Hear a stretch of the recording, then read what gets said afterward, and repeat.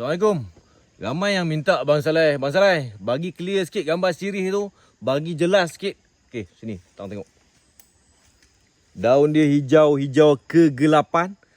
Ada corak-corak putih, lawa, jadikan tanaman hiasan memang best. Belakang dia merah. Itu sebab nama dia sirih merah, sirih bunian, sirih hantu, sirih harimau. Macam-macam lah. Wallahualam, orang dulu-dulu ni memang hebat. Banyak nama kat atas dia. Tapi sebelum tu, Abang Saleh nak sedik sikit.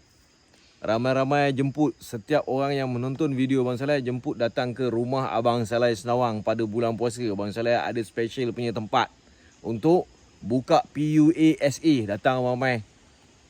SUPPORT. Abang Saleh sikit, boleh kot?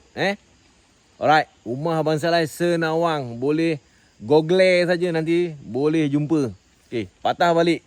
Abang Saleh sekarang kat tempat lain, bukan kat tempat yang itu hari. Ini Abang Saleh jumpa lagi. Tumbuh melia naik ke atas. Nampak tak? Ni jumpa lagi ni. Sebenarnya senang nak cari benda ni. Syarat tempat sejuk. Bawa balik, tanam, buat tanaman hiasan dan banyak kelebihan dia.